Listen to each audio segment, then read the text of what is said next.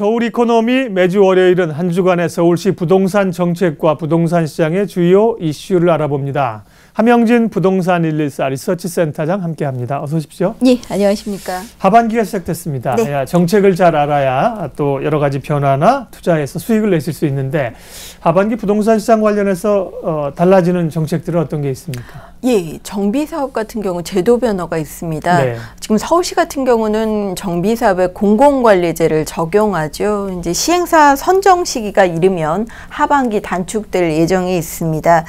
특히 재건축의 사업 시행 인가 후에 시공사를 선정하도록 강제 조항이 있는데요. 만약 주민이 동의할 때는 사업 시행 인가 전에도 시공사를 선정할 수 있도록 하반기에 법을 바꿀 예정이 있습니다. 그리고 이제 택지개발 촉진법이라고 하죠. 일명 그 신도시 개발법인데요. 이르면 하반기 중에 폐지될 예정에 있습니다. 이제 90년대 초에 분당이나 일산 같은 대량의 일기 신도시 개발 아마 기억하실 겁니다. 하지만 이제 앞으로 대량의 주택 공급보다는 다품종 소량 생산, 그리고 도심 재생, 그리고 공공보다는 민간 위주의 주택 개발 트렌드가 새롭게 자리 잡을 것으로 예상이 되는데요. 법안의 변경사항 주의해 보실 필요가 있겠습니다. 네, 통상은 뭐 정비사업하면서 사업 시행인가를 받고 시공사를 선정하는 게 맞는 것 같은데 네. 시공사를 먼저 선정할 수 있으면 뭐 사업 추진이 탄력을 받는다든지 소비자들이 그렇습니다. 뭐 조합 설립 인가 이전까지 전이라도. 당기게 되면 뭐 네. 시공사의 대여금이나 시공사의 노하우를 갖고 사업 추진에 좀 속도를 높일 수가 그럴 수 있겠죠. 있겠네요. 예. 그리고 새로운 주거급여제도죠. 바우처 형태가 우리나라에서 처음으로 이제 7월 1일부터 도입이 됐고요. 네. 주택담보시의 유한 책임 대출도 12월에 선보인다고 하는데 조금 생소하네요. 그렇습니다. 네. 뭐 사실 바우처 제도 같은 경우는 서울시청에서 이미 시행을 하고 있던 네. 부분인데요. 이제 국토부가 전국적으로 다층이라든지 맞춤형 지원 방식으로 주거급여 제도를 본격화할 예정에 있습니다. 특히 중위소득 43% 이하에서 거주 형태라든지 소득 수준 그리고 주거비 부담 능력을 고려해서 이제 지원 대상을 정하게 되는데요. 대략 가구당 평균 월 지급액이 한 11만 원 정도 될 예정에 있습니다. 그리고 주택기금 대출에 한해서 이제 유한 책임이라고 하죠. 비소구 대출 제도가 이번에 시범 도입될 예정에 있는데요. 만약 집값이 대출받은 금액보다 하락을 하게 되더라도 담보물인 주택이 경매에 넘어가서 그래도 네. 부채가 남게 되면 부채를 차주가 갚아야 되는데 네. 담보물인 주택을 포기하게 되면 상환받지 못한 대출금이 있더라도 대출 상환 의무가 모두 사라지는 것을 말하는 것입니다. 미국 같은 선진국의 유한 책임 제도를 이제 우리나라에도 본격 도입을 하겠다는 것인데요. 뭐 일각에서는 금리 수준이 다소 올라갈 것이다. 아니면 뭐 대출자의 모럴 해저드를 불러올 수도 있다. 이런 우려도 동시에 나오고 있는 것으로 보입니다. 소위 뭐 깡통 주택 같은 건 나오지 않는데 더 돈을 내야 되는 상황까지는 가지 않을 수 있지만 그렇습니다. 금리가 올라가거나 일부 부작용이 있을 수 있다는 가능성도 있네요. 예, 그리고 비사업용 토지의 양도세 관련한 내용도 좀 바뀌는 게 있다고요. 예, 지금 비사업용 토지 같은 경우는 네. 주로 이제 토지 시장이 굉장히 민감한 재료라고 할 수 있습니다. 네. 이번에 양도세 추가 과세가 1년 정도 연장이 되게 됐는데요. 그러니까 즉 토지 소유 기간의 일정 기간의 사업 목적에 맞지 않게 토지를 운영하다가 토지를 팔게 될 경우, 그러니까 비사업용 토지로 구분해서 팔게 될 경우 종전보다 양도소득세율을 높게 매기겠다는 것입니다. 그리고 이제 오래 보유할수록 적용되는 장기 보유 특별 공제도 적용받지 못하게 되는 것인데요. 당초 올해 시행 예정이었지만 올해 12월 말까지 1년 정도 제도를 더 유지하기로 했습니다. 따라서 이제 연내 비사업용 토지를 매각하실 때는 양도소득 차익에 따라서 6에서 38%를 적용받게 되지만 이제 내년에 매각하실 계획이라면 여기에 10%포인트를 가산한 16%에서 최고 48%의 양도소득세율을 적용받게 되는 것이거든요. 그래서 만약 연내 비사업용 토지를 매각하실 계획이라면 내년에 세율이 올라가기 때문에 연내 매각하시는 것이 훨씬 유리하실 수 있습니다. 네. 지금까지는 이제 하반기에 달라지는 부동산 주요 제도 정책에 대해서 살펴봤고요. 이번에는 경전철 신설 노선 건설과 관련된 이야기입니다. 서울시의 도시철도망 구축 계획이 최근에 국토부 최종 승인을 받았고요. 네.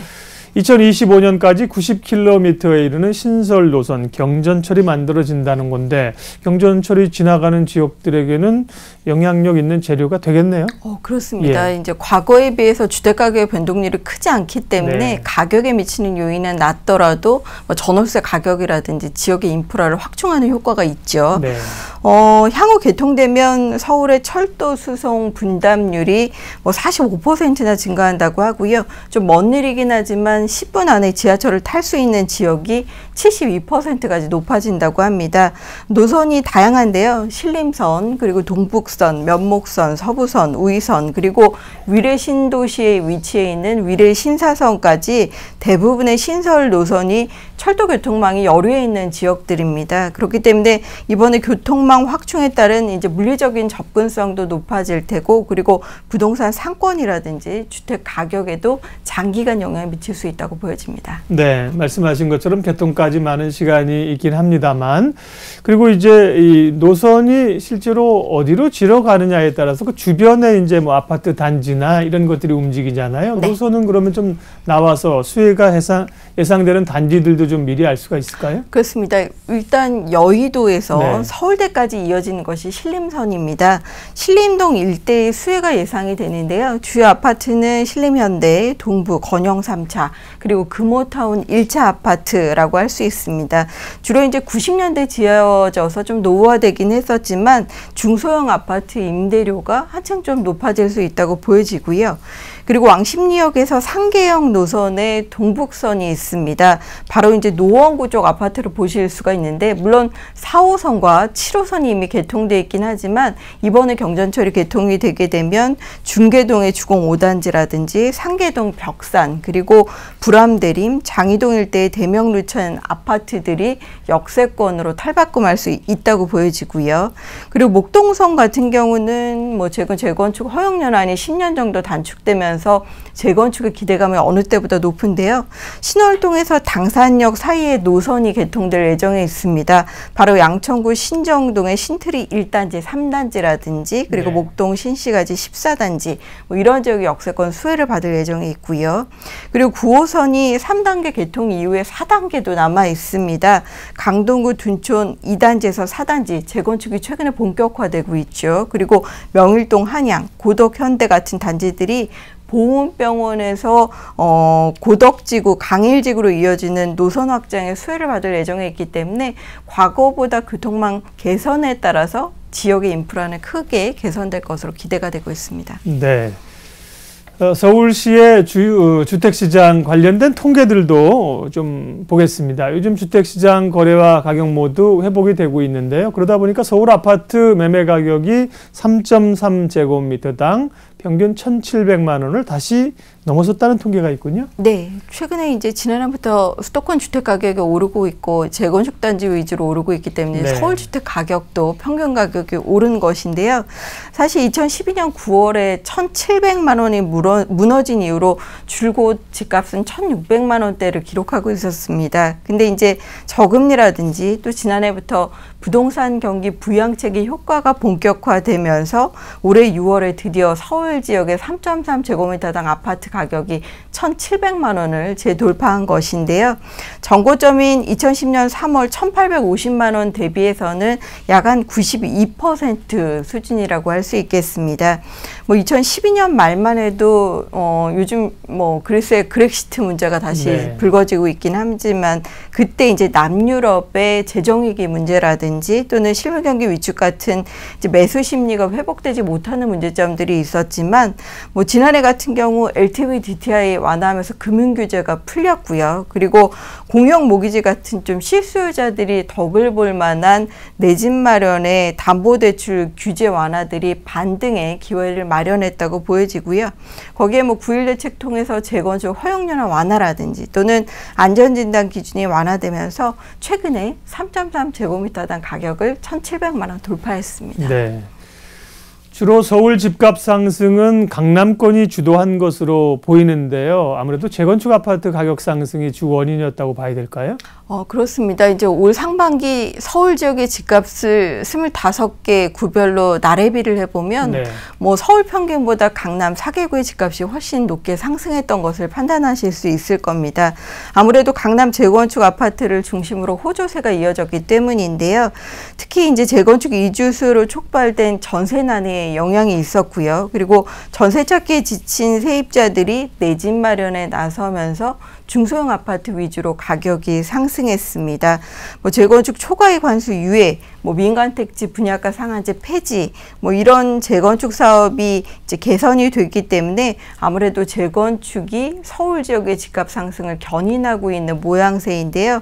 실제 강남구, 서초구, 강동구 이런 지역들은 6%에서 8% 올 상반기 집값이 상승했고요. 특히 재건축 연한 단축의 10년 효과를 보고 있는 양천구라든지 노원구 일대 아파트도 4% 내지 6% 이상 아파트 가격이 상승했습니다. 그리고 뭐 중구, 성북구, 도봉구 이런 지역도 중소형 저가 매수세가 유입이 되면서 서울 아파트 값에 회복세에 힘을 실어준 것으로 분석이 되고 있습니다. 네, 부동산 시장이 뭐 살아나고 있는 건 반갑지만 소위 또 과거에 있었던 뭐 강남 불패, 강남만 잘 나가는 이런 쏠림 현상이 나타나지 않을까 일부 좀 우려도 됩니다. 네. 올해 이제 분양 시장도 뜨거웠는데요. 올해 상반기 이제 청약 경쟁률이 지난해에 비하면 굉장히 올라가지 않았습니까? 그렇습니다. 서울 지역의 평균 청약 경쟁률은 어떻게 나타났습니까? 뭐 서울 지역은 올 상반기에 9.9%, 9.9대 1의 경쟁률을 나타냈습니다. 이제 2월 28일부터 청약제도 간소화가 본격화되기도 했었고요. 그리고 지난해 같은 경우 이제 그 청약제도 9일 대책으로 분양시장이 회복되긴 했었지만 지난해보다 올해가 더 청약시장이 뜨거운 열기를 나타내고 있는데요.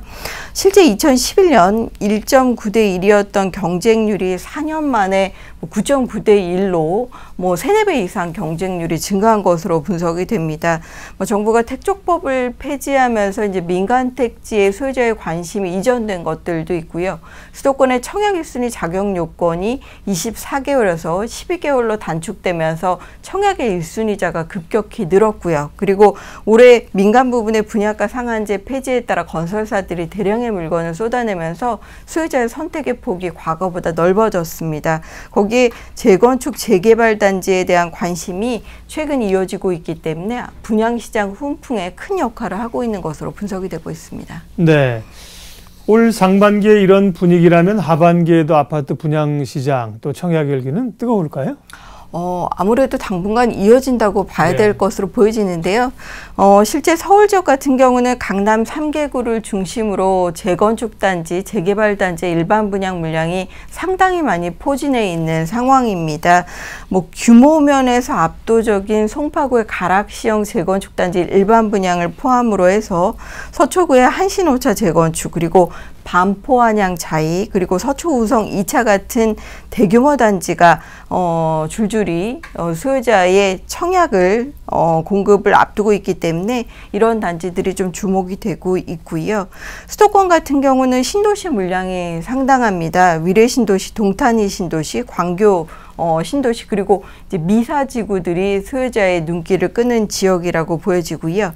지방 같은 경우는 대구라든지 광주, 부산 이렇게 광역시 위주로 상반기에 뜨거운 청약 열기가 하반기까지 지속될 것으로 기대되고 있습니다. 네, 청약 열기가 하반기에도 이어질 것으로. 다만 이제 1순위자들이 많아져서요. 경쟁률이 치열해지고 실제로 청약을 하더라도 청약받기가 좀 어려워지지 않았나 이런 쪽에서의 전략은 어떻게 쓰는 게 좋습니까? 그렇습니다. 아무래도 청약 순위가 이제 가점제가 축소되고 추첨제가 많이 높아지다 보니까 이제 운에 의한 당첨이 높아져서 과거처럼 무주택자나 그리고 부양가족 수가 많은 분들의 확률이 다소 떨어지긴 했는데요. 워낙 많은 물량이 나오고 있기 때문에 청약 계획 꼼꼼하게 세우셔서 지속적으로 꾸준하게 도전해 보시는 것이 중요할 것 같고요. 또 최근에 공급 공급과잉 우려의 목소리도 있습니다. 지방주택 시장 같은 경우 이제 모든 주택 시장이 다 잘 되는 것이 아니라 이미 양극화되고 있고 또 하반기 수도권의 분양 물량도 많아지기 때문에 실수요 목적 그리고 본인의 분양 자금 마련 그리고 향후의 공급과잉 우려는 없는지 잘 따져보시고 보수적인 입장에서 청약을 하셔야 될 것으로 보여집니다. 네, 서울 이코노미 오늘은 하반기 달라지는 부동산 정책과 함께 또 최근의 주택시장 통계들까지 살펴봤습니다. 부동산 114 함영진 리서치센터장님 함께했습니다. 고맙습니다. 고맙습니다.